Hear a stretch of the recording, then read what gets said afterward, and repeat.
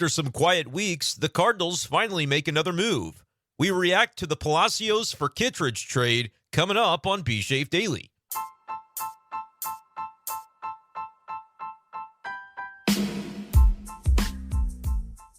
What's going on, everybody, and welcome in to this edition of B-Shape Daily.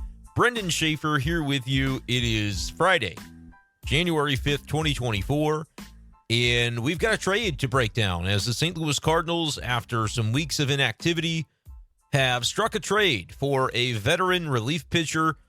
What does this do for the outlook of the Cardinals pitching staff and the bullpen in particular? Are there still any spots up for grabs to where the Cardinals could make another move?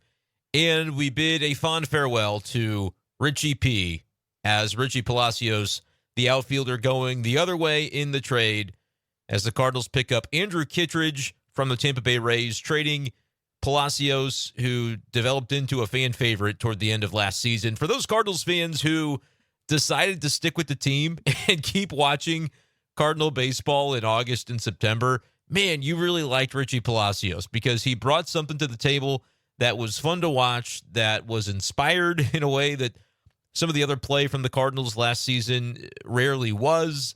But you saw him as a spark plug, and he did some good things offensively, some fun and exciting things defensively, running around, doing his Richie P thing. Well, he'll be taking that act now to Florida on the Gulf Coast, where the Tampa Bay Rays will probably turn him into another American League ALCS MVP or something, right? Like that's the way these things go. I know that the first thing people thought probably with this trade is, oh, good grief, it's with the Rays.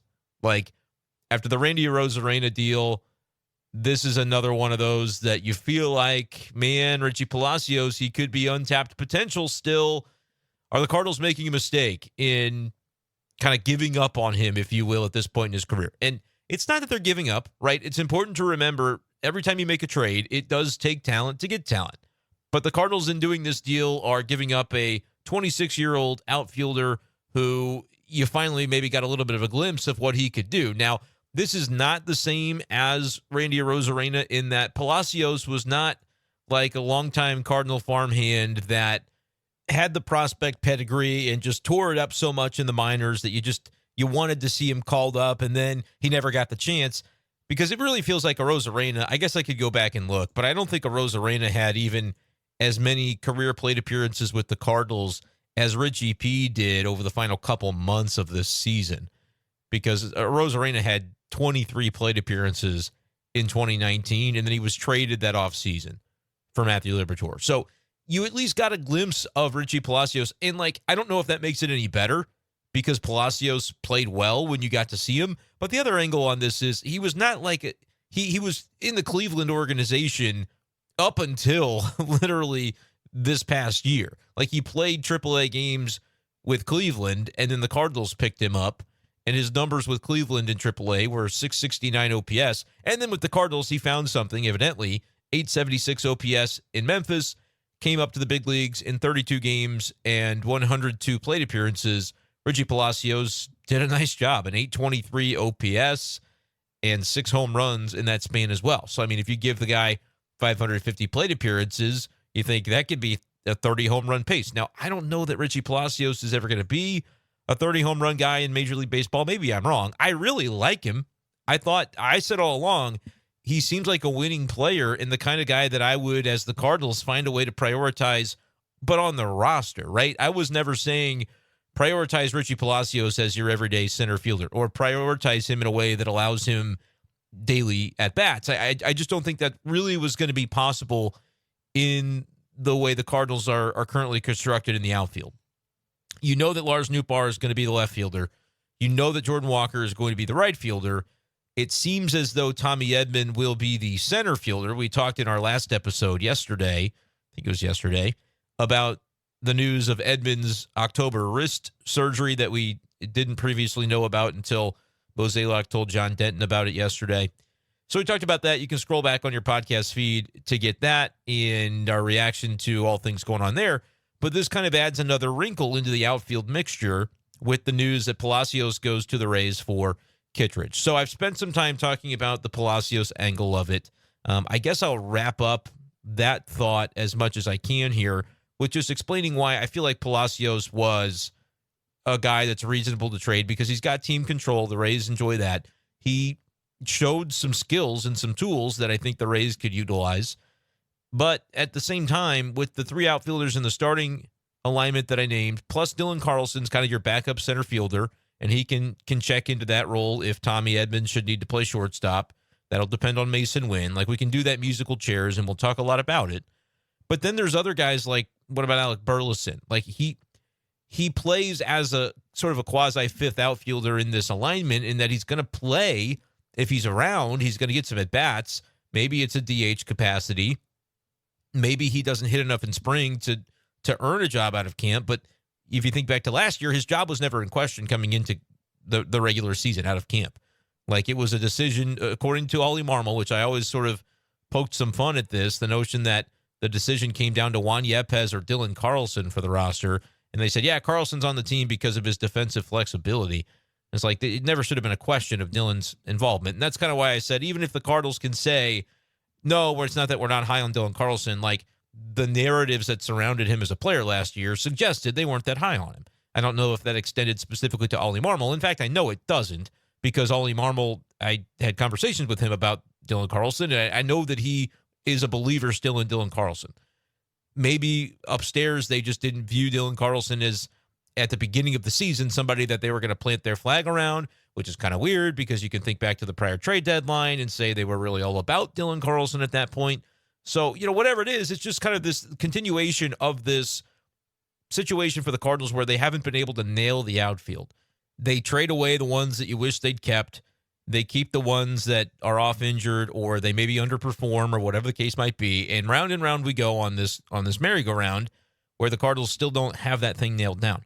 Is this the year where they get it nailed down? I think the corners, at least on paper, are pretty well nailed down with Nootbaar and Walker. You have to figure out defensive aspects of Walker's play in right field. Is he going to be a liability there, or can he settle in defensively and be league average defensively, and the bat will answer the rest of your questions about him?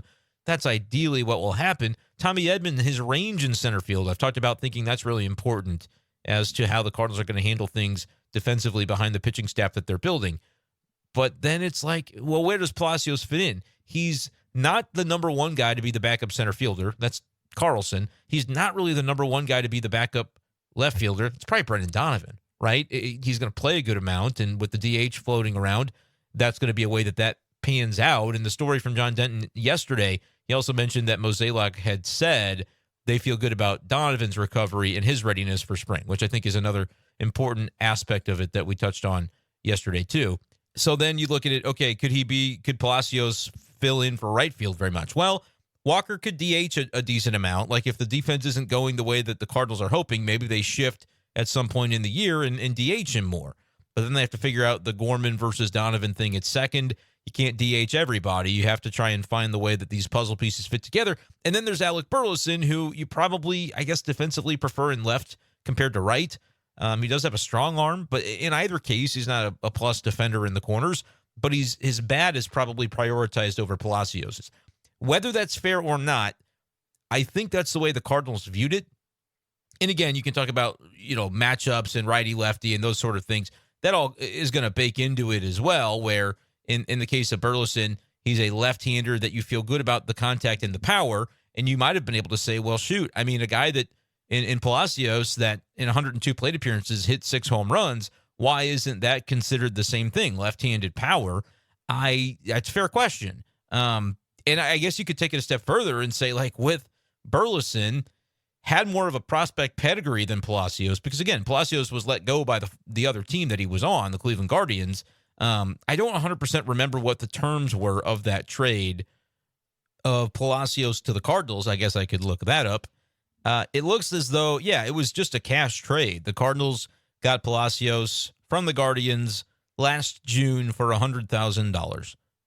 Cash considerations, and Palacios ends up being a nice player. And so from that perspective, great move by the Cardinals to spend a little money last year, and then you pick up Andrew Kittredge now. You leverage your asset of Palacios from like a business transaction standpoint.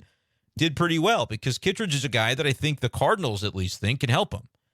Now, there are some concerns, I guess you could say, but nothing too crazy here. It looks like for Kittredge, he'll be a free agent after the 2024 season because he's in the final year of arbitration eligibility. So I don't know exactly what he'll make in terms of a salary this year. I can't imagine it would be too substantial of a raise, fair or unfair. The reasoning behind that being that he had Tommy John surgery in 2022, carried over into the first half of 2023 when he didn't pitch. He did return, did Andrew Kittredge, for the Rays late last season in August and pitched fine. So like when I say concern, it's just he is coming off of a recent injury, but as a reliever, did get back in the mix in 2023 toward the end of the year with 11 2/3 innings over the course of 14 appearances, a 3.09 ERA, 10 strikeouts, like pretty standardly fine stuff, a 3.43 FIP. Like not a lot to write home about just because he didn't pitch that much. But if you go back to his last full season of 2021, that was a great season by Andrew Kittredge and kind of his breakout year in a lot of ways. Was an all-star in the American League mix at 31 years old, a 1.88 ERA in 57 games, a career high, 71 2/3 innings with 77 strikeouts. So the idea that he's not a strikeout guy, over the course of his career, he's been darn close to having a K per inning. It's just the last couple of years. He pitched 20 innings before Tommy John in 2022, only 14 strikeouts. Then this season, he came back at the very end, 11 innings, 10 strikeouts. So nothing really crazy there, but 214 career innings, 206 strikeouts. I continue to highlight the swing and miss stuff, whether a guy can be added to this bullpen and have a nice K rate, because I do think it ends up being important to how the Cardinals fill out the rest of their bullpen and what they're really looking for, I think, from those back-end relief guys, because we've talked a lot about the starting rotation, maybe not packing as much of the swing and miss as you might have hoped it would when the offseason began. But the Cardinals, of course, maybe went in a bit of a different direction than we expected them to go with those openings in the rotation. We knew the Cardinals were looking to sign multiple guys or bring in multiple guys, whether that was via trade or via free agent signing, and they did. They just went for a couple of tried and true veterans in Kyle Gibson and Lance Lynn, one of whom, and Gibson, is not really a strikeout guy. The other one, Lynn, certainly can be, and before he was traded to the Dodgers last year was. I mean, he had, I think, a higher K rate than most other years in his career with the White Sox. The problem was the ERA was ballooned well above 6 or 7 or whatever it was, and then he had like a 4.3 ERA with the Dodgers the last couple of months, and the K rate sort of went south. So when the Cardinals are looking to, and of course, Sonny Gray, I think, is going to be a solid strikeout guy. I depending on what you think of how he'll fill out as the ace, if you will, of the Cardinals rotation, that might kind of color your thinking on whether they have enough in the rotation when it comes to strikeout. We know that Michaelis doesn't strike guys out. Steven Matz certainly can at times, but maybe nothing overwhelming. But like that's the rotation that you're looking at. So if you don't go overboard with the K rate stuff in your rotation, maybe you're looking to prioritize that a little bit more with the relief pitchers that you pick up. That would have been the thought process. And the Cardinals have certainly gotten some raw materials. You think of the Ryan Fernandez move in the Rule 5 draft. Nick Robertson was acquired for Tyler O'Neill from Boston. Both those guys came from the Red Sox. And those are a couple of righties. You bring back Zuniga. You bring back Wilking Rodriguez on a minor league deal, so he'll have a chance in spring training to be able to prove his health and show that what the Cardinals saw in him last year is worthwhile. So like you have a lot of these guys that are possibilities to maybe show some swing and miss stuff, but do they have major league stuff sort of remains to be seen. I think with Kittredge, the reason you like the move is you don't have to wonder if he's got major league stuff. He's done it for 7 years, and outside of one season in 2018, he's always had a pretty respectable ERA, pretty respectable numbers overall. Back in 2018, he had a 7.75 ERA in 33 games. Don't really know what happened there, and the strikeout rate wasn't good. But that was like he had to have been a different pitcher back then, because you can look, got better the next year. The COVID year had good numbers, but only pitched 8 innings because maybe he had some injury. I haven't gone through the entire history of the guy at this point, but it was really the breakout the full season of 2021 where it's like, okay, this guy could be a back-end type of reliever. He finished 15 games for the Tampa Bay Rays that year and had 8 saves. So, he was being used in his all-star season as kind of a leverage guy with the opportunities that he got, and he threw 71 innings. So, had the Tommy John, came back. I think it's important that he comes back in 2023, back in August, and you see him kind of look the way that he did before, and at least have that proof of concept that, like, okay, he's about the same guy that he's been. Like, there's nothing glaring, at least in the numbers, that would suggest post-injury and post-surgery he's not going to be as effective of a pitcher. The other part of it that you do look at, though, is he was kind of a late bloomer. He's 33 years old and will turn 34 in March. So he'll be 34 years old the first time he throws a real pitch as part of this Cardinal bullpen. What do you think of it, Cardinals fans? Let me know in the YouTube comment section below. This is the first time I'm mentioning, but please subscribe to this YouTube channel if you enjoy Cardinals content like this. We analyze, we discuss everything going on with the St. Louis Cardinals throughout the year. Please do subscribe on YouTube, and go ahead and subscribe to Be Safe Daily on Spotify and Apple Podcasts as well if you like listening on those avenues. But I'm curious for the comments as to the reaction with this trade, because in terms of like what I thought the Cardinals would get, Andrew Kittredge makes a ton of sense. I didn't know if it would come via trade or via free agent reliever, that they would fill some spot in the bullpen with a right-hander, but I knew that it was going to come. And I figured that it was going to come from a guy that has some late-inning leverage type of experience. And Kittredge fits the billing on that as well with what he did in 2021. Now, I don't know, looking back to last season when he came back late for the Rays, that was a team that was obviously playoff bound. He finished 6 games, but only 1 save. So those were situations where maybe they were easing him back in. He was never really their closer per se, but they eased him back into some of those later inning opportunities that maybe the games weren't that close. The Rays could have been up big or down big, and that's why you don't end up seeing the save.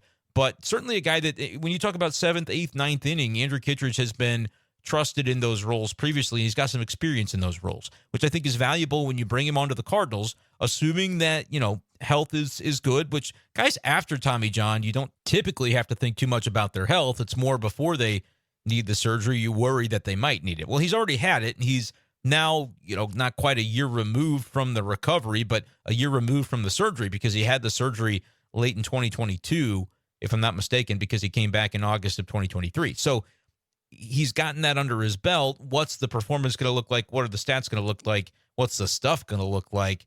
Kind of remains to be seen, but I think it's a sensible addition when you consider the blueprint and like the archetype that the Cardinals would have been looking for. And clearly they've got a type, right? It's older guys, veteran pitchers, with Lance Lynn coming in, Kyle Gibson coming in. I think both those guys are 36 years old, if I recall correctly. Sonny Gray going to be pitching in his age 34 season, and now Kittredge. Part of that, though, like, I'm curious to hear about what the Cardinals know of Kittredge's role in the bullpen in the clubhouse as a veteran, because he's a guy that's been around the block, but really only has had one prominent full-time year of being one of the dudes for a good quality bullpen. That's still more than many could say that they have, because he was the absolute dude with a 1.88 ERA in 2021 in 71 innings, and he was an all-star in the American League. But what do the Cardinals know, and what did they know before they acquired Andrew Kittredge about the guy he can be in the clubhouse and sort of the guide he can be to that bullpen and the mentorship and things of that nature? Because obviously that was something the Cardinals found important at the outset of the offseason when they picked up Lynn and Gibson, and Sonny Gray, I think, fits right into that. So I'll be curious, and we'll get a chance to ask Mo about this within the next week and a half or so. Maybe they have a press conference even before the winter warm-up, but if not, that'll be the opportunity to really kind of dig in on this move and any other moves the Cardinals should make between now and then. But I do think in the case of Kittredge, it's exactly the type of move I would have figured the Cardinals would make. I can't tell you I had his name circled specifically, because when it comes to these relievers, it probably depends on, okay, what teams do you have a relationship with that you're going to be able to make the right trade? Well, we know the Cardinals have pre-existing relationship with the Rays, and they probably love trading with the Cardinals because, well, the big one that we're all thinking of definitely did pan out in favor of Tampa. But I give Mo a little bit of credit here. This is a style of trade on its surface that you could say this could come back to haunt the Cardinals.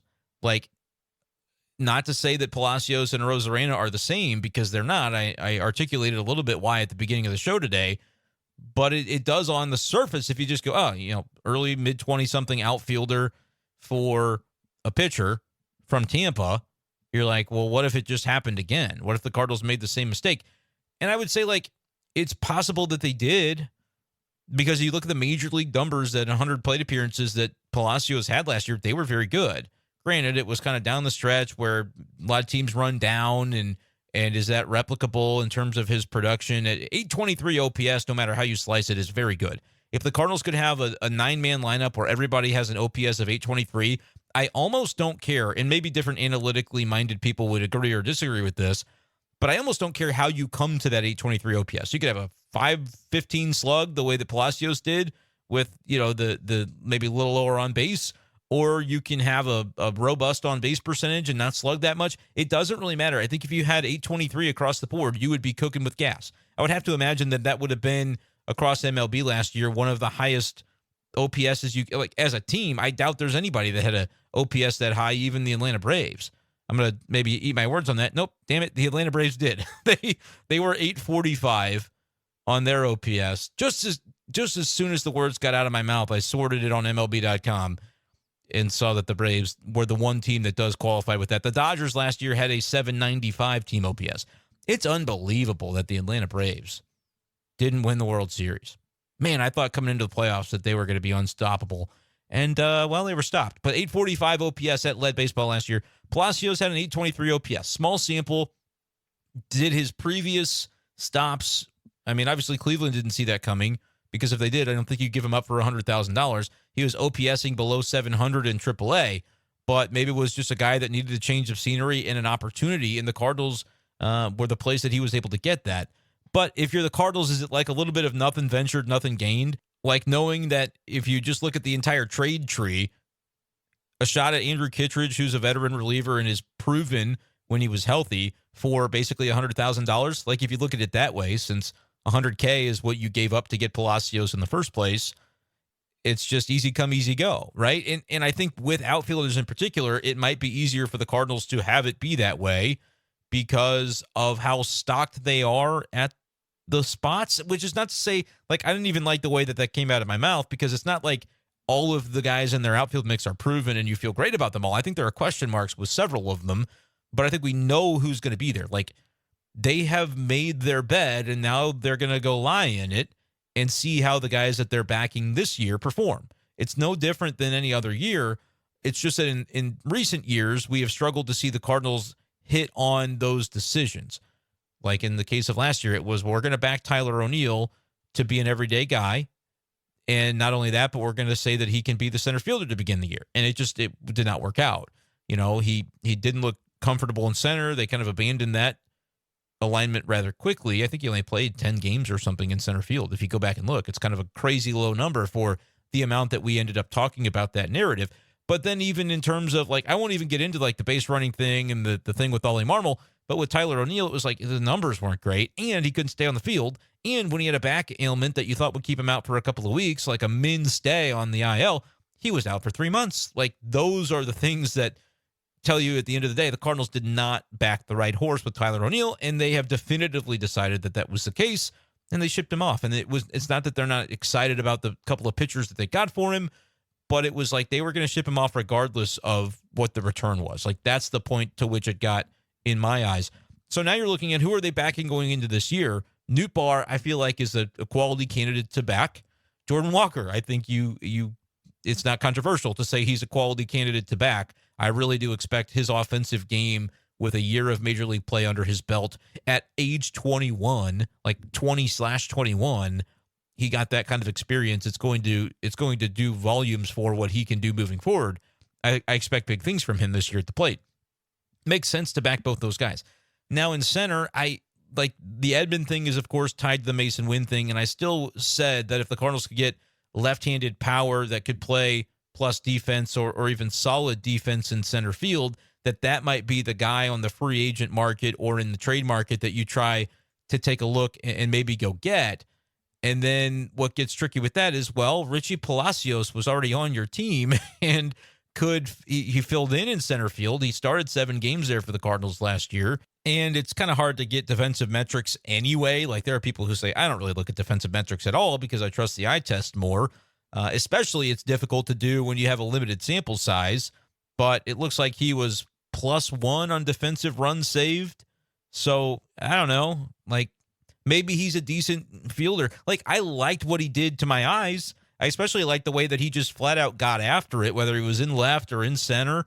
I can't remember specifically where some of his most prominent catches were made, but he had a few and some nice plays in the outfield.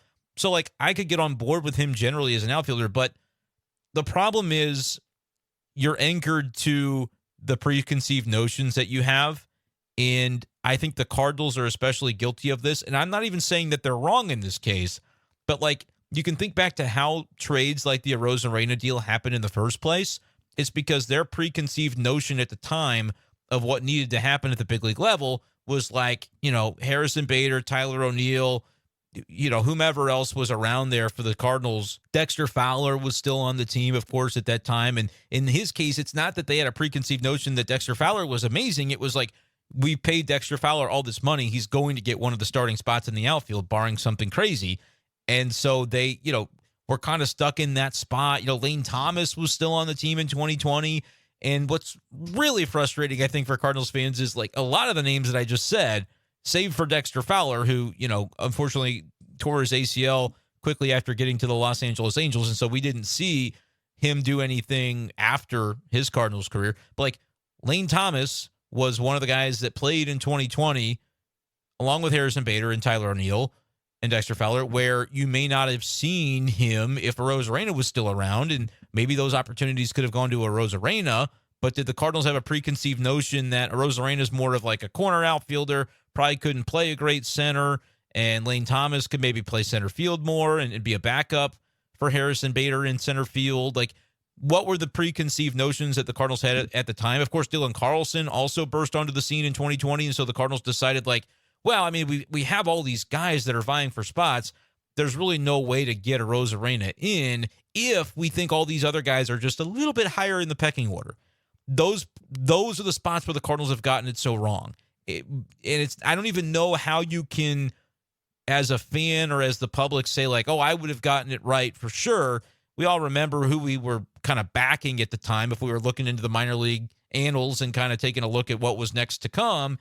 Like, I can recall thinking Arozarena should have played more in 2019 when Jairo Munoz was occasionally playing the outfield for the Cardinals. And I was like, that should never, ever happen. I said so on whatever podcast I was doing at the time. But the Cardinals had whatever internal data they had or whatever. Like, even if it's not what the Cardinals had, we could look in the public and say, well, who was ranked higher in different prospect rankings? Sometimes you might see other guys. Like O'Neill was ranked before he came on a number of years before 2020. Harrison Bader was kind of peaking to prospect ranks, but not really often a top 100 guy. Dylan Carlson certainly was, though. Lane Thomas had a skill set that people thought could play. Like, all these guys were in the same bucket, and the Cardinals just didn't organize the bucket quite the way that people wish they would have, because if they would have, maybe Arozarena and that deal never would have happened. We don't really know still to this day. I mean, it's been talked about, and Mo has addressed it at different times, but it seems even when he addressed it, he doesn't remember the exact nature of those conversations. Although if they were my trade that I made and traded away the ALCS MVP or whatever Arozarena has gone on to do, I probably would remember it, and it wouldn't be able to sleep because of those conversations. Like, if there was a moment where it was like, yeah, we'll take Tyler O'Neill or Arozarena, whichever. Like, if that moment ever happened, you go, oh no, like that was your out. That was which again, O'Neill had good seasons, and we've seen even since then from Tyler O'Neill good seasons, right? Like, he had good pedigree, and then he was 8th place finisher in the MVP vote in 2021 after all this went down. So what I was getting to, and then I talked my way around not being able to get to it specifically, when I say the frustration is like, the Cardinals had all these guys in a bucket, and you could arrange them any way that you want to. Arozarena probably should have been higher in the bucket or higher in the tier, however this was considered back in the day. But the truth of the matter is, like, all of these guys basically have gone on to do things that you would want to have happen on your team. The problem is they keep happening for other teams. And, I didn't even mention Adolis Garcia as part of this because he was another guy that, like Arozarena, just didn't get opportunity. Like, he's another guy that didn't play at all in 2019. Played in 2018 for an Arozarena amount of time, but then didn't get the call-up at all the next year. And so the Cardinals had all these guys in the bucket. But it's like, well, Lane Thomas didn't produce with the Cardinals when he was gone. Now he is turned into a nice outfielder, big league outfielder, doing it elsewhere.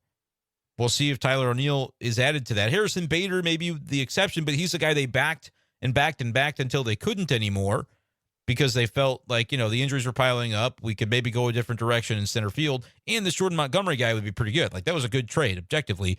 But even Bader is now getting a $10 million contract for 1 year with the Mets. That's a deal that was just signed within the last couple of days. And obviously we mentioned Adolis Garcia, trying to go through all the names in my head, Arozarena.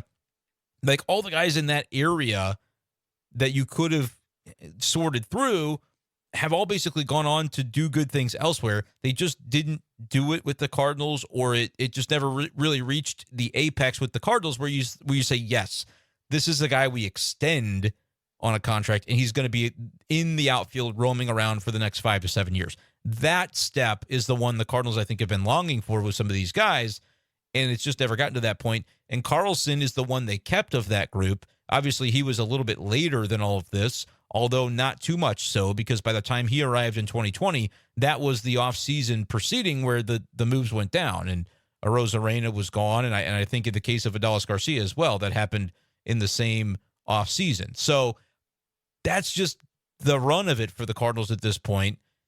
They had all these guys in an order. They end up maybe going the wrong way with it, but the question would then be, is Palacios the next mistake of that? Because of the versatility he brings defensively, could you see an argument, and like offensively, if he's an 800 OPS guy, which he probably isn't, but if he is, over the course of his major league career, this ends up going down as an all-time boo-boo, just like the Arozarena deal did. And that guy with Liberatore is still in the organization. He might be a really good reliever this year. You still lost the trade. I think it's been long enough, and even though Liberatore's still a young guy that could still have a long major league career ahead of him, it just still feels like there's no way around the fact that the Cardinals didn't get the better end of that deal at this point. In the case of Palacios for Kittredge, there is even more downside, because the upside for Palacios is he's still in his mid-20s and then could be a mainstay outfielder in the big leagues for a good long while, doing some of the things that he flashed in St. Louis, whereas Kittredge is 34 years old and a free agent to be after the upcoming season. So, what ends up being the way that one lays out, that's where the risk comes in, because even though I don't think that Palacios ever had the Arozarena pedigree as a prospect coming up, you did see an example at the big league level of what he could do, and you traded him for a guy that, while I think he does help you in the immediate, I think Kittredge is what the Cardinals were looking for. Does he help you in the long term? I guess if you re-sign him or extend him at a certain point, that could be the case. But it's like it's a possibility that you did trade away a guy that's going to be doing some good things for the Rays for years to come, whereas this is a shot at, hey, really, we're trying to fix 2024. Maybe Kittredge can help be a right-handed piece in the bullpen that leads toward that, which I think is a reasonable goal. It's just a question of, like, was there another way, I guess, to do it? And in reality, maybe not one that's as sensible as this one, because Palacios being on the 40-man, like, you're going to have to send somebody off the 40-man if you trade a prospect for Kittredge. And in this case, or even just another minor leaguer for Kittredge. And in this case, you don't have to lose anybody. I don't even know if the Cardinals 40-man is full. I think it is. But at any rate, it's going to be full by the time you get to spring training. Like, or you leave spring training for sure, it's going to be full. So in that way, the Cardinals, we're going to have to clear a spot anyway. Was Palacios at risk of being DFA'd? I don't think so. Again, you like the skill set, but when you just look at the line, he's in line probably 5th or 6th, and that's just a hard place to be. So best thing for his career is probably this trade, because I think the Rays are going to probably give him every opportunity to maybe do something with that team, especially if they end up trading Arozarena. Like, that was scuttlebutt earlier in the offseason that the Rays could actually look to flip Arozarena at this point. And I would have thought, well, maybe that's difficult to do. He's great, obviously, but you're going to have to start paying him.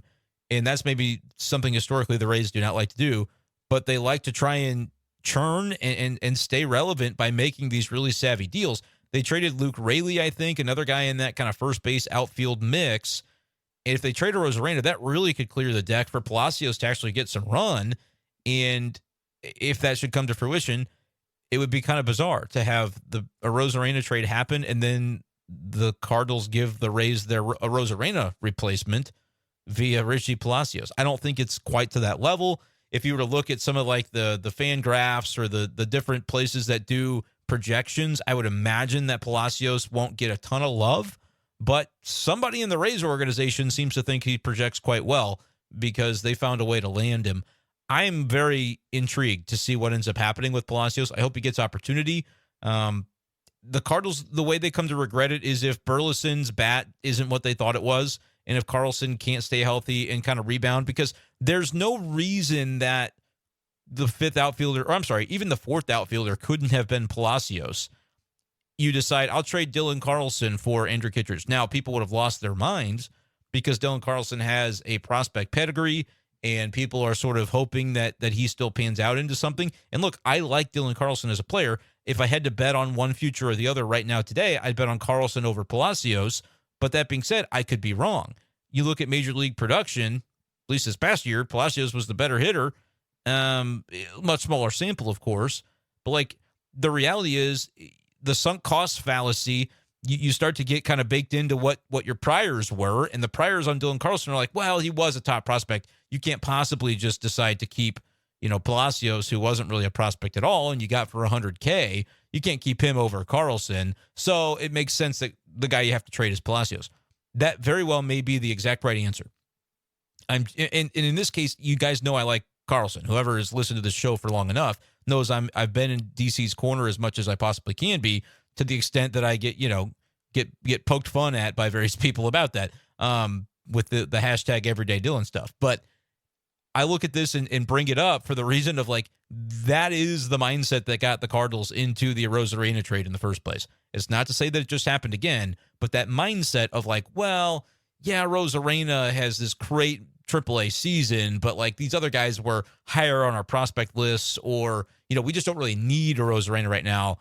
Let's find a way to utilize that asset and maybe get something that we could use, like a really good young stud pitching prospect, and hey, a lefty to boot that throws mid to upper 90s. Like, it made sense on paper as to why they did that.